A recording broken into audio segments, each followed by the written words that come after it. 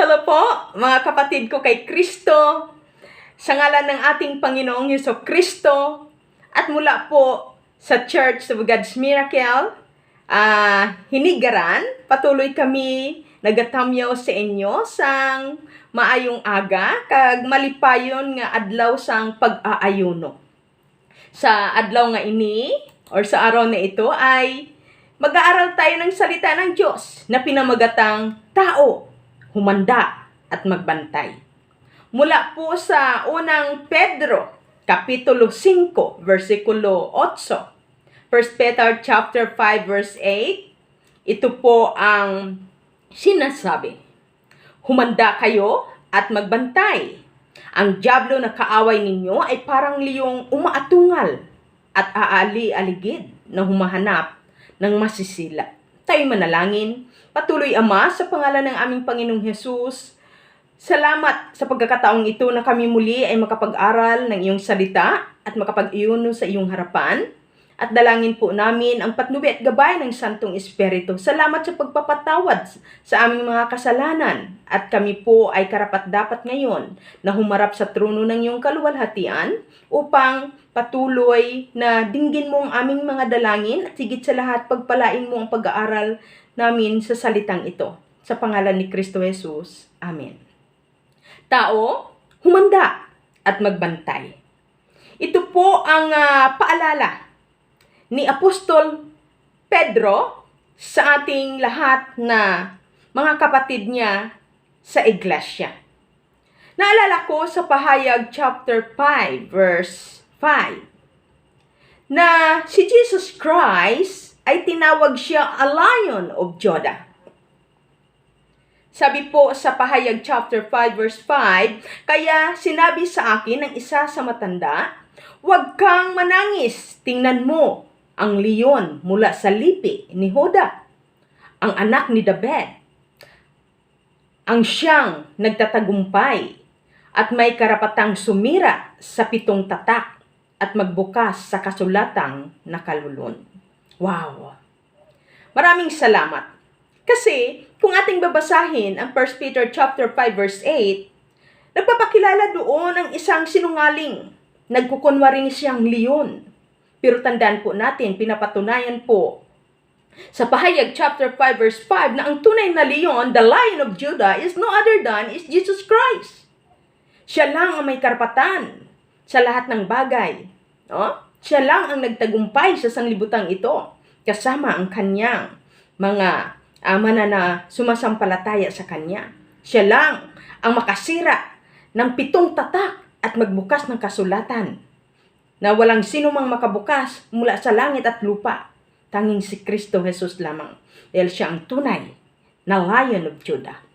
Ngayon, ang pag-aaralan po natin ngayon ay ang dalawang sitwasyon. Ang panahon na, ang sitwasyon na dapat nating paghahandaan. Ano po ba ang unang kailangan? Tayong mga tao ay laging nakahanda anumang oras sumalakay ang kaaway sa ating mga buhay. Ito po paalala ni Apostol Pedro. Na una, kailangan tayong mga tao ay laging nakahanda anumang oras sumalakay ang kaaway sa ating mga buhay. Dahil ang saya-saya ng ating araw, tapos biglang may dumaan na hangin na may dala na kaaway at biglang nagulo ang buong araw. Pangalawa, kailangan tayong mga tao ay laging nakahanda anumang oras darating ang Panginoong Hesus Kristo sa kanyang pagbabalik, sa kanyang second coming or rapture. Yan po ang ating paghandaan, no? At bantayan.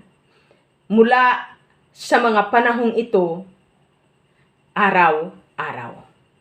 Una nating pag-aralan ay ang una, bakit kailangan nating maghanda anumang oras sumalakay ang kaaway sa ating mga buhay?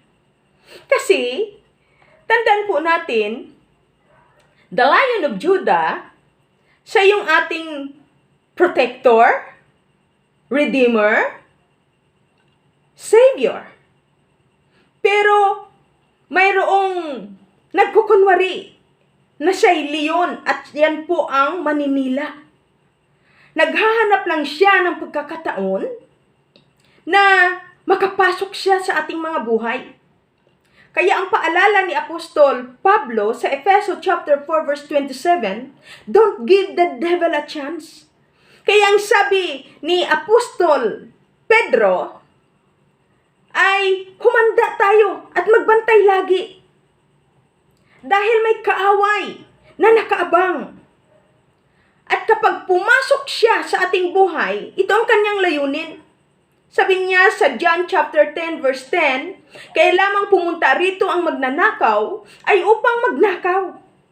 Tandaan natin, nagsasabi ba ang magnanakaw na pupunta siya sa oras at araw na yon? Hindi. Tandaan natin, pupunta siya upang magnakaw. Nakawin niya ang lahat sa ating buhay. Kaya don't give the devil a chance. Efeso 4:27. Kasi nanakawin niya ang lahat ng ating pagmamayari na mula sa Diyos. Tandaan mo yan. Dahil kahit ni isa, wala siyang pagmamayari ang magnanakaw na ito. Kaya aagawin niya ang lahat ng biyaya na ibinigay sa atin ng Diyos na mula sa Panginoon. Pangalawa, pumatay. Naparito siya upang pumatay. Tandaan mo, pag binigyan mo siya ng pagkakataon, pumasok sa iyong buhay, hindi kanya tatantanan, papatayin kanya. Kaya don't give the devil a chance at humanda ka at magbantay, huwag mo siyang papasukin sa iyong buhay. Ano pa ang kanyang layunin? At magwasak. Tandaan mo lahat ng pinag-iingat-ingatan mo mula sa buhay mo, pamilya mo, business mo, lahat ng pagmamayari ng Diyos na ipinagkatiwala sa iyo, tandaan mo, wawasakin ng kaawayan. Yung pinaghirapan mo sa biyaya ng Diyos upang buuin, tandaan mo. Kaya humanda at magbantay dahil ang kaaway ay naghahanap lang ng pagkakataon upang wasakin ang iyong pinaghirapang binuo. Ano ba ang binuo mo? Pangarap mo, buhay mo, sa biyaya ng Diyos, pamilya mo, business mo, ang relasyon ninyong mag-asawa, relasyon ninyong mag-anak, lahat ng binuo sa kapangyarihan at biyaya ng Diyos, pinipilit niya itong wasakin kapag pagbibigyan mo siya ng pagkataon. Kaya laging pinapaalala ni Pedro, humanda at magbantay. Tao, humanda at magbantay. Huwag kang padaya. Sabi ng Panginoon, naparito ako upang ang mga tupay magkaroon ng buhay. Isang buhay na ganap at kasiya-siya. Kaya humanda at magbantay, don't give the devil a chance, dahil ang ating Diyos, naparito siya upang tayo'y bigyan ng isang buhay na ganap at kasiya-siya. Kaya huwag mong hayaan na makapasok ang kaaway sa iyong buhay. Ang sabi ng Panginoon sa verse 11, ako ang mabuting pastol. Inialay ng mabuting pastol ang kanyang buhay para sa mga tupa. Kaya huwag kang matakot. May nangangalaga sa iyong mabuting pastol. At walang iba kundi si Hesus Kristo. Tandaan po natin sa aklat ng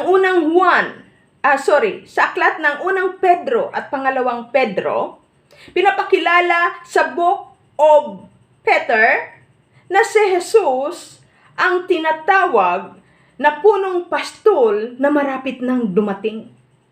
Kaya patuloy kang makipaglaban. Patuloy mong paproteksyonan. Hayaan mong maproteksyonan ka ng mabuting pastol ang iyong buhay, ang iyong kaluluwa, ang lahat ng iyong napundar, hanggang malubos ang kanyang pagliligtas sa iyo. Kaya patuloy na humanda at magbantay hanggang dumating ang ating punong pastol na malapit nang darating. Kasi, ang kaaway, sabi sa verse 12, ang upahan ay tumatakas kapag nakikitang dumarating ang asong gubat. Iniiwan niya ang mga tupa. Palibhasa ay hindi siya pastol at hindi kanya ang mga tupa.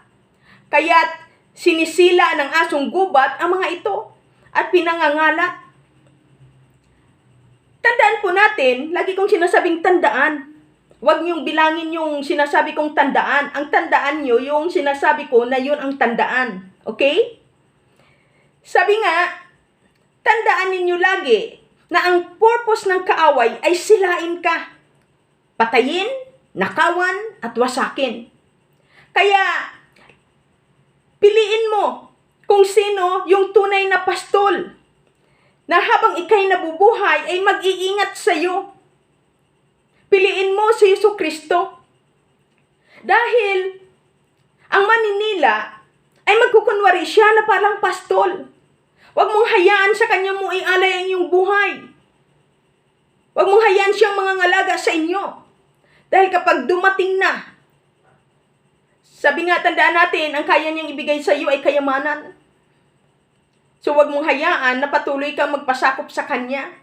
I-lead at i-guide kanya sa paggawa ng mga bagay na kung saan ay yayaman ka. Pero ang kahuli-huluhan nito ay, sabi nga, kamatayan naman.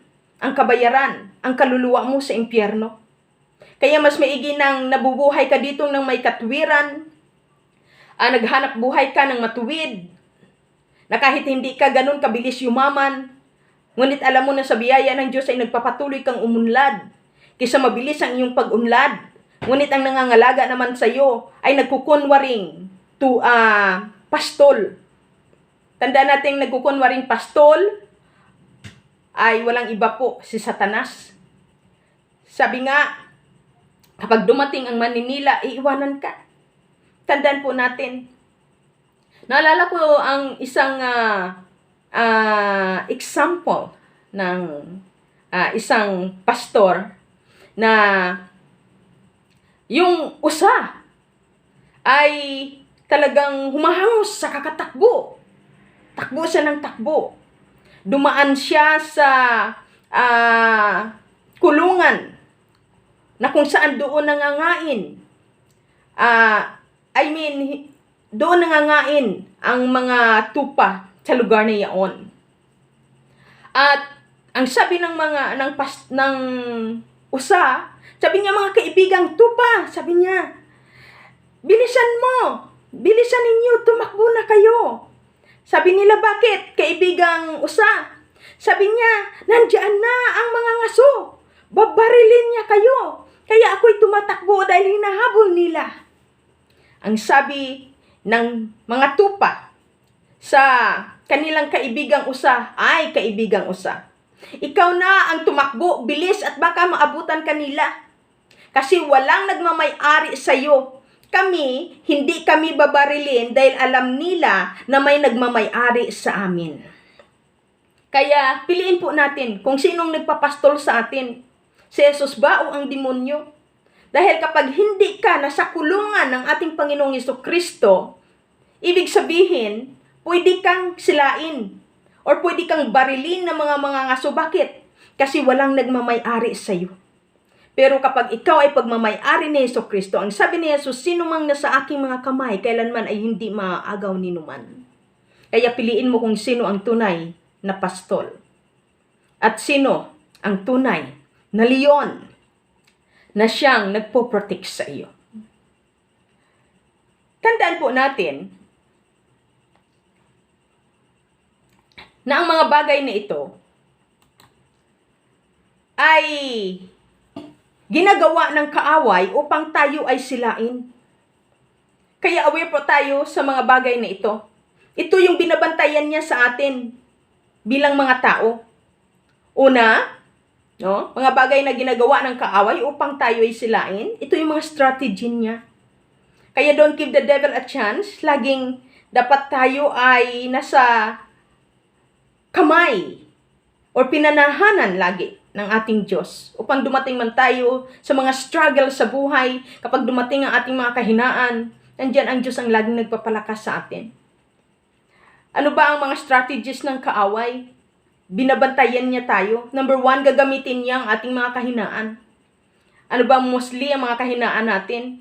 Number 1, ingat po tayo. Ito po ay yung mahirap na kahinaan na without our knowing, ay hindi. Ito yung nagpapabagsak lagi sa atin.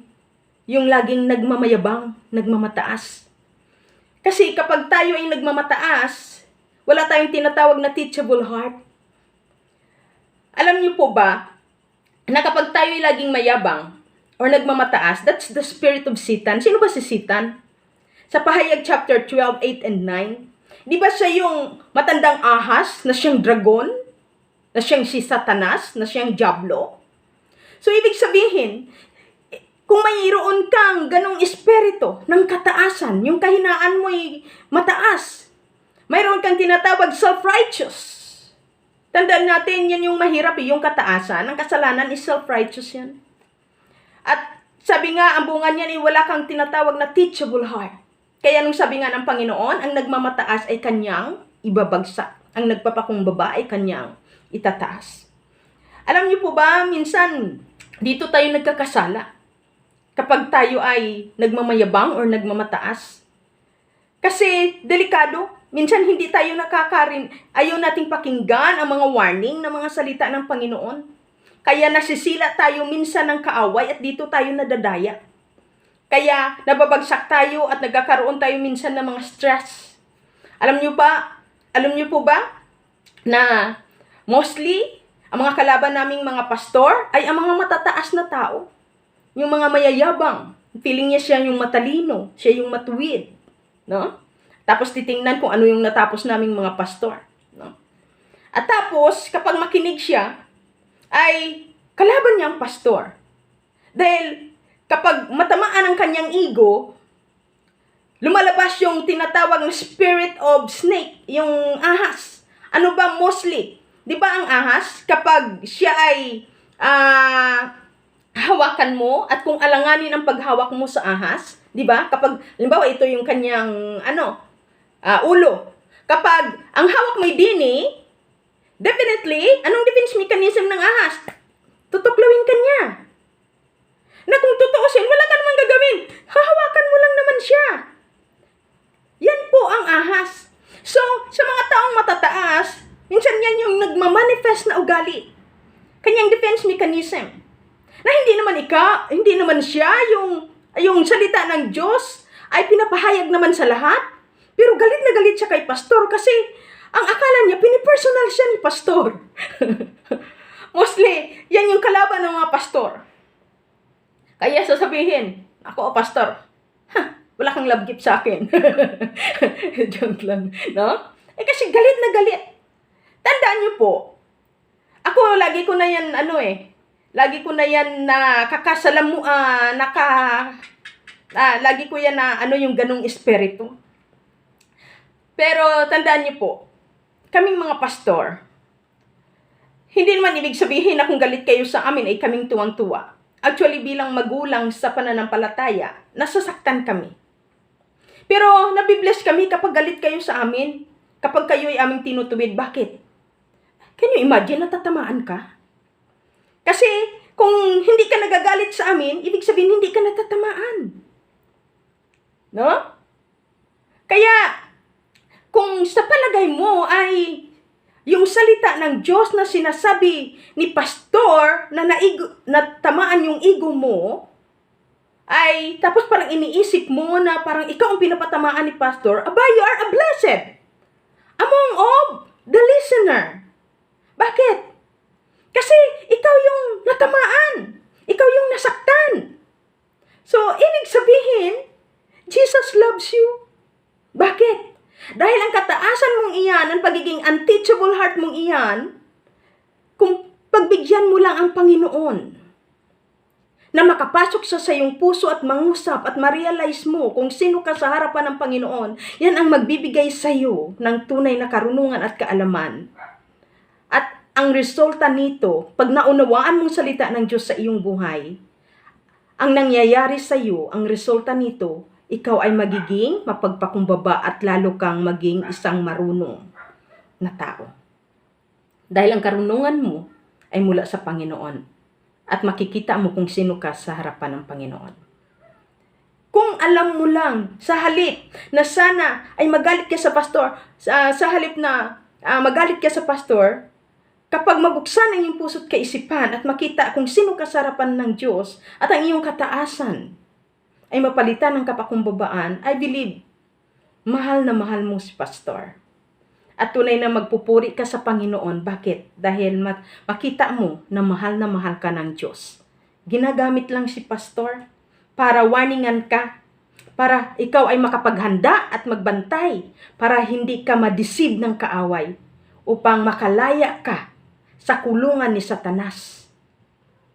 At upang ikay maibalik sa piling ng Diyos at makalakad ka sa kanyang kalooban na may kapakumbabaan. Aware po tayo sa ganung klaseng kahinaan. At napakarami pang mga kahinaan. Mga temptation, babae, panglalaki, sugal, alak, bisyo, no? Tandaan nyo, kayo na mga lalaki, huwag kayong magpakagago sa babae. Be wise. Yan yung warning ng mami ni King Lemuel. Na una, huwag uminom ng alak, huwag ubusin ang kayamanan at panahon sa babae dahil walang maibigay sa iyo ng mabuti at hindi ka magiging good steward sa pinagkakatiwala sa iyo ng Diyos. Kaya mga lalaki, tama na. Magpakatalino naman kayo. Sorry for this word. Huwag kayong magpakagago at magpakatanga. Very dangerous ang babae na ginagamit ng kaaway. Sabi nga, maging tapat ka sa iyong asawa at sa harapan ng Panginoon. Lahat ng kahinaan, tandaan mo, kahinaan ng bawat isa sa atin ay yan ang gagamitin ng kaaway upang makapasok siya sa iyong buhay. Sisirain niya pamilya mo, pagmamay-ari mo, at lahat ng pinaghirapan mo at biyaya na ipinagkatiwala sa iyo ng Diyos ay nanakawin niya. Kaya aware. Ano pa ang mga ginagawa ng kaaway? Sabi nga po dito, kung di naman niya tayo kaya, tandaan natin na kung matatag tayo sa pananampalataya, kung hindi tayo kaya ng kaaway, always aware. Bakit? Kasi ang babalingan niya ay ang ating mga mahal sa buhay, kung sino ang mahina sa ating pamilya. Yan ang gagamitin niya, una, against sa atin. Upang tayo'y mayanig sa ating pananampalataya, upang tayo din ay magalit, lalo na sa mga pastor, sa mga lingkod ng Diyos. Kung hindi nila kami kaya, ang gagamitin nila ay ang mga mahihina sa sambahayan para ma-stress kami. Para, sabi nga, hindi kami makapagpatuloy sa paglilingkod, mapahiya ang pangalan ni Kristo sa aming mga buhay. Minsan ang ginagamit ang kahinaan ng asawa, kahinaan ng mga anak, kahinaan ng basta kung sino sa pamilya. Yan ang ginagamit ng kaaway. Kaya buong pamilya dapat hindi lang yung isa ang nagpipray sa inyo o naging maalab at mainit sa Panginoon. Dapat buong pamilya ay laging lumalapit sa Panginoon upang idulog ang individual na buhay at buong pamilya. Dahil kapag sa buong pamilya may isa roong mahina, nako, wag mong hayaan na ikaw sa pamilya ang mahina espiritual. Wag mong hayaan na wasakin ang sambahayan niyo, guluhin, nakawin ang lahat ng kaaway, wasakin ang lahat ng inyong relasyon dahil sa iyo. Magpakatatag ka kung alam mo ikaw lagi ang dahilan kaya nagkakasala ang buong sambahayan, nagkakagulo ang buong sambahayan mo, abay mag-isip-isip ka. Ba't hindi mo tanggapin si Kristo ng lubos sa iyong buhay, pagsisihan ang lahat ng iyong mga kahinaan at magpakatatag sa pananampalataya? Huwag mong hayaan na sa pamagitan mo makubkob ng kaaway ang iyong pamilya at matalo kayong lahat. Always be strong. Huwag bigyang daan ang kaaway sa bawat pamilya or membro ng sambahayan. Ano pa? Mga bagay na kailangan talaga natin na nanakawin niya. Ano ba ang mga bagay kailangan natin? Kailangan natin ng pera. Saka tayong walang pera. Saka yung mga negosyo na lulugi. Lahat ng mga pinagkukunan ng source of income. O ano pa ba ang mga bagay na kailangan natin? Mga kailangan natin para tumulong sa pagpapalaganap ng salita ng Diyos. tumulong sa pagpapaunlad ng kaharian ng Panginoon dito sa lupa. Sabi nga, kung kailan wala kang pera, yan yung may desire na magbigay sa mission, pero hindi makapagbigay kasi walang pera. Pero yung mga may pera, hindi maisip na magbigay sa misyon. Hindi maisip suportahan ang mga lingkod ng Diyos para makapagpatuloy sa pagpangalaga sa mga tupa, pakain ng mga espiritual na pagkain sa mga tupa upang patuloy na nasumpungan ng Diyos na hanggang sa pagdating ay malulusog, malalakas, magaganda, masayahin, masisigla ang mga tupa. Paano ang mga lingkod ng Diyos makapagbigay ng pakain na salita ng Panginoon sa mga kaluluwa, sa mga tupang ito, kung kulang ng support? Sabi nga, alam niyo po, aware po tayo, kasi kung kailan tayo mayaman, doon po hindi nating maisip na tumulong sa kaharian ng Panginoon. Pero kapag wala na tayong pera, saka tayo naisip na tutulong ako. Kaya ang gagawin, tataya sa waiting, tataya sa luto, no? Pagka nanalo, saka tumulong. Tandaan po natin. Kaya ingatan po natin ang mga bagay na mahalaga sa atin upang wag ito manakaw ng kaaway, masira, no? Ng kaaway. Ano pa ang mga bagay na binabantayan ng kaaway upang makapasok sa silain? Mga bagay na mahalaga sa atin. Minsan may mga bagay na sabi nga mas mahalaga pa ang mga bagay na ito, mga material things, kaysa spiritual things. No? Mga bagay na, sabi nga, sino bang mahalaga? Minsan maraming umiiyak, bakit ba yung pinakamamahal kong anak siya pang namatay? Tandaan mo yan. Kaya dapat pantay ang pagmamahal mo sa iyong anak. Dahil kung saan ang mahalaga sa iyo, yan ang agawin ng kaaway. Pero kung si Kristong mahalaga sa iyo, sabi nga, paano niyo maagaw si Kristo sa iyo? Di mapoproteksyonan ng iyong buong pamilya. Bakit? Dahil si Kristo yung mahalaga sa iyo. Paano maagaw ng kaaway si Kristo Jesus? Kaya napakahalaga na kapag si Kristo Jesus ang mahalaga sa iyo, sakop na ang buong pamilya. Ito'y iingatan at ang The Lion of Judah ay patuloy kang proteksyonan at iligtas. Hindi makapasok, hindi ka malinlang ng sinungaling leon na ito na maninila. Sa 1 Peter chapter 5 verse 9 to 10, anong sabi sa verse 9? Lalabanan ninyo siya at magpakatatag kayo sa inyong pananalig sa Diyos. Itong turo sa atin ng Panginoon, laban, hindi magpakahina. Tulad ng alam ninyo, hindi lamang kayo ang nagtitiis ng ganitong kahirapan, kundi pating inyong mga kapatid sa buong daigdig. Pagmunghayan ikaw lang nag-iisa. My dear brothers and sisters in Christ, may karamay ka. Kaya sabay-sabay tayo hawak ng kamay. Lumapit sa Panginoon, lumuhod sa Diyos, humagulhol sa Panginoon. Hindi kung kailan wala na, saka pa humagulhol. Sabi nga, bago, kapag alam mo na parang may banta na ang kaaway, humagulhol ka na, mag-rebuke ka na. Hindi ako kung kailan tapos na. Pumasok na ang kaaway, may namatay na, may ninakaw na, sira na. Saka lalapit sa Panginoon at manalangin ng may hagulhol, saka manangis. Pero kapag wala pa, tinatamad. At kung kailan, ayun na, tapos na. May napatay na, may nanakaw na, wasak na. Wasak na ang buhay. Saka lalapit sa Panginoon. Kaya dapat aware tayo. Kaya don't give the devil a chance. Dapat, sabi nga, bago pa mangyari iyon, naamoy mo ng kaaway. Discern mo na yun.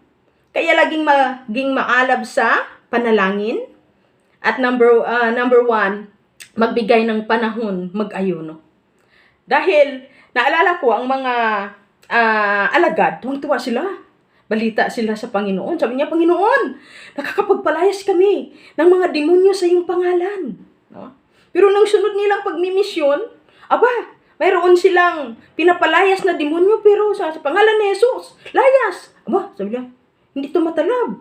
So, ulitin nga natin, sa pangalan ni Jesus, layas, demonyo ka. Hindi. Kaya balik sila kay Jesus, sabi niya, Panginoon, Guro, bakit ba? Pinapalayas namin ang demonyong ito sa pangalan mo, bakit parang hindi lumayas? Anong sabi ni Jesus? Ang demonyong iyan, may mga sitwasyon na hindi mo mapapalayas sa pangalan ni Jesus. Hindi man ibig sabihin na walang kapangyarihan ang pangalan ni Jesus. Kailangan mo lumuhod sa Diyos at ipag-ayuno. At makita mo, kapag napag-ayuno na ito sa pangalan ni Jesus, lalayas siya at susunod, nanginginig pa. Kaya ito ang nais sa ating ng Panginoon. Laging manalangin, maging matatag sa pananampalataya, kaya laging makinig at mag-aral ng salita ng Diyos, at huwag kalimutan, mag-ayuno sa mga panahong ito.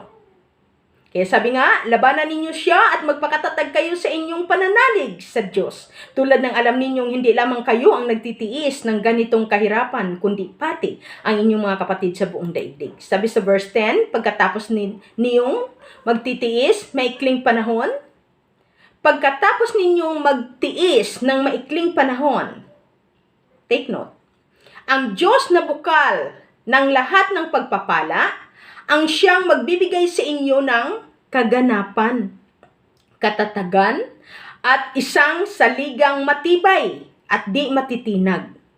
Siya rin ang humirang sa inyo upang makihati kayo sa kanyang walang hanggang kaluwalhatian, kasama ni Kristo. Kaya manalig sa ating Panginoon. Huwag mag-alala, dahil the Lion of Judah is our defender, protector, Redeemer, and Savior. Ano pa ang dapat nating paghandaan? Kailangan tayo ay maghanda anumang oras dumating ang Panginoong Jesucristo sa kanyang pagbabalik on His second coming or rapture. Alam niyo po, maraming nagsasabi, kay tagal na yun? Sabi nga, mula pa sa kanununuan ko, nagsasabi na babalik si Jesus, nakandamatay na sila, hindi pa rin dumadating si Jesus. Tandaan po natin, matagal man darating si Jesus, pero tandaan mo, hindi mo alam kung kailan. Kaya always be ready. Baka madatnan ka ng Panginoon, na nandiyan ka sa kahinaan. Mahina ang pananampalataya mo at namumuhay sa kasalanan. Dear brothers and sisters in Christ, sayang naman ang 50 years, 20 years mo pagiging Kristiyano. Tapos madatnan ka ni Kristo Jesus sa isang pagkakamali mo lang at pagkakasala. Hindi ka makasama sa kanyang pagbabalik. Kaya habang nabubuhay, laging humanda at magbantay sa pagbabalik ng ating Panginoong Jesucristo. Bakit? Babalik nga ba si Jesus? Oo. Pinapatunayan niya sa 1 Thessalonica, sa unang Thessalonica. 1 Thessalonians chapter 4, 16 to 17. Sa araw na yaon, kasabay ng malakas na utos ng tinig ng arkanghel at ng tunog ng trompeta ng Diyos, bababa ang Panginoon mula sa langit. Bubuhayin muna ang mga namatay na nananalig kay Kristo. Pagkatapos tayong mga buhay pa, ay titipunin niya sa mga ulap at isasama sa mga binuhay upang salubungin sa papawirin ang Panginoon. Sa gayoy, makapiling niya tayo magpakailanman. Kaya tandaan po natin, always be ready, dahil ang Panginoon ay tunay na babalik siya. Sabi niya sa Isaiah chapter 35 verse 4, Isaiah chapter 35 verse 4, ito ang sabihin sa pinaghihinaan ng loob, huwag kang matakot, lakasan mo ang inyong loob, darating na ang Panginoong Diyos, at ililigtas ka sa mga kaaway. Kaya patuloy humanda at magbantay, dahil huwag kang mag-alala. Sabi nga, hayaan mong bantay sarado. Bantay sarado ka. Ikaw yung watchman sa iyong pamilya. Dahil darating din ang ating Panginoon. Tandaan mo, darating siya, naway madatnan ng Panginoon ikaw at ang ating sambahayan na tayo ay karapat-dapat sa kanyang pagbabalik na makasama tayo doon sa kalangitan. Kaya inaanyayahan tayo ng Diyos habang tayo naghihintay sa Panginoon. Anong anyaya niya sa atin? Inaanyayahan tayo ng Diyos sa banal na pamumuhay habang hinihintay natin ang kanyang pagbabalik. Paano natin maproteksyonan ang ating buhay? Paano tayo humanda at magbantay sa pagdating ng Panginoon? Dapat patuloy tayong namumuhay na may kabanalan. Dahil ang sabi sa unang Pedro, chapter 1, 13 to 14. Sabi sa verse 13, kaya nga, ihanda ninyo inyong mga isipan. Magpakatatag kayo at lubos na umasa sa pagpapalang tatamuhin ninyo kapag nahayag na si Jesucristo. Yun. Ulitin ko verse 13 ng unang 1 Peter chapter 1, verse 13. Kaya nga, ihanda ninyo ang inyong mga isipan. Mind.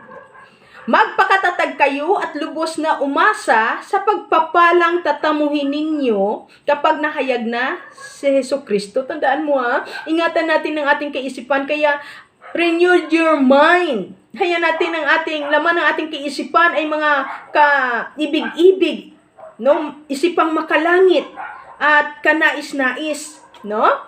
Hindi yung mga green-minded o mga masamang binabalak sa tao at sa kapwa, no? Hindi yon. Dapat ang ating kaisipan ay nakahanda upang tamuhin ang pagpapala ng Panginoon. Kasi mahahayag siya sa kanyang second coming. Verse 14, bilang mga anak, sundin ninyo ang Diyos at huwag ang masasamang hilig. Tandaan natin yan. Tulad ng ginagawa ninyo noong kayo'y wala pang tunay na pagkaunawa. Layuan na ang makalaman na pagnanasa. Huwag mong sabihin na pagkatapos mong mamatay, patapos ng kamatayan ay wala na rin naman yun. Hello, my dear brothers and sisters in Christ, kaibigan. Huwag mong sabihin, pagkasaya ka dito sa pagkakasala sa laman, dito sa mundo. Dahil alam mo, pagkatapos mong mamatay, wala na rin naman yan. Nagkakamali ka. Ang tunay na buhay ay sa kabilang buhay. Pagdudusahan mo ang lahat ng ginawa mo ditong pagkakasala, pagpapakasarap sa laman, dito sa mundo. Paghirapan mo yan sa dagat-dagatang apoy pagkatapos ng iyong kamatayan. Huwag mong sabihin tapos na ang lahat pag namatay ka dito pisikal. Yan ay reason ng mga mangmang na tao. At tandaan po natin, people perish because of lack of knowledge. Kaya maraming mga taong nagpapakasaya ngayon sa pagkakasala. Kasing akala nila, pagkatapos silang mamatay, tapos na ang lahat. Hindi nila alam, yan pa lang ang simula ng tunay na buhay. At ang buhay na yun ay sad to say, sa kahirapan ka, papasla kung yan ang iyong kaisipan. Huwag kang maging mangmang. Piliin mong maging matalino sa harapan ng Panginoon. Sa verse 15, yamang ang Diyos na humirang sa inyo ay banal, dapat kayong magpakabanal. Ano man ang inyong ginagawa. Kaya inuutusan tayo ng ating Panginoon magpakabanal dahil siya ay banal. At hindi makapunta sa kalangitan ang taong makasalanan. Dahil ang Diyos natin ay tunay na banal. Ang tao, si Satanas ay hindi siya banal, siya ay makasalanan, ama ng kasinungalingan, taksil, suwael. Kaya tandaan po natin, kung nais mo ng buhay na kasiyasiya at masagana dito sa lupa at doon sa langit, ay patuloy ka na mamuhay ng may kabanalan dito pa lang sa lupa. Verse 16, ayon sa nasusulat, magpakabanal kayo sapagkat ako'y banal. Alam ng Diyos kaya nating magpakabanal kasi tayo'y mula sa Kanya at tayong mga nagmamahal at nananalig sa Kanya, alam niya kaya nating magpakabanal. Kaya laging humanda at magbantay, huwag hayaan ng ating puso, kaisipan, salita at gawa at buong buhay ay masumpungan tayo na masama. Huwag nating hayaan yan. Hayaan mo na sa ating mga puso't isipan, salita at gawa at pamumuhay, masumpungan tayo ng Panginoon na tunay na banal. Verse 17, walang itinatangi ang Diyos. Pinahahalagahan niya ang bawat isa ayon sa mga ginawa niya. At yamang tinatawag ninyo siyang Ama, igalang ninyo siya habang kayo'y nabubuhay. Igalang po natin ang Diyos. Verse 18, alam ninyo kung ano ang itinubos sa inyo sa walang kabuluhang pamumuhay na inyong minana sa inyong mga magulang. Ang itinubos sa inyo ay di mga bagay na nasisira o nauubos, pares ng ginto o pilak. Ang tinubos sa atin ng Panginoon ay ang kanyang buhay, ang dugo ni Kristo Jesus na natigis sa krus ng Kalbaryo mula sa kanyang pisikal na katawan upang linisin tayo sa lahat ng ating karumihan na minana nating kasalanan sa ating mga ninuno. Sa verse 19, kundi sa buhay ni Kristong inihain sa krus, siya ang korderong walang batik at kapintasan. Sabi sa Pahayag chapter 22 verse 20, sinasabi na ang nagpatutuo sa lahat ng ito, tiyak na nga Tiyak na nga, darating na ako, ang sabi ng Panginoon. O Maranatha, dumating ka na, Jesus. Kaya, lagi nating tandaan, tao, humanda at magbantay. Paghandaan natin na anumang oras lumusob ang kaaway, ay hindi tayo masalisihan. Humanda at magbantay anumang oras dumating ang ating Panginoong Jesucristo. Dahil kapag maiwan tayo dito sa rapture, I sad to say, naranasan mo ang 7 years great tribulation at pagkatapos nito, bago ihulog ka sa impyerno, hindi biro ang hirap na maranasan mo dito sa mundong ito. Pero ang tunay na mga anak ng Diyos na karapat-dapat sa pagdating ng Panginoon, pagkatapos ng rapture is a bema judgment na kung saan, marriage supper of the Lamb. Marriage supper of the Lamb.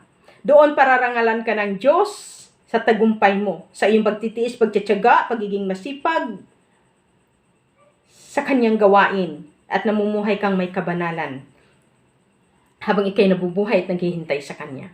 Kaya my dear brothers and sisters in Christ, tao, humanda at magbantay. Dahil ang diablong kaaway ay parang niyong umaatungal at naghahanap ng masisila. Tayo po'y manalangin. Ama, maraming salamat sa mga salitang ito minsan pa. Ikintal sa aming mga puso't kaisipan. At bigyan kami ng karunungan at kalaman, tibay at tatag ng pananampalataya upang huwag masalisihan ng kaaway. Pagpalain mo kaming lahat na mga sumunod at nakinig sa iyong mga salita. Salamat, Panginoon, na pagpalain mo ang buong mundo. Aming dalangin, ang aming tagumpay habang sa buhay na ito. At naway masumpungan mo kami sa iyong pagdating na karapat-dapat na makasama ka diyan sa kalangitan. Receive the blessings of the Lord in the name of the Father, the Son, and the Holy Spirit. In Jesus' name we pray. Amen. Maraming salamat po sa inyong pakikinig. God bless po sa ating lahat. I love you in the Lord.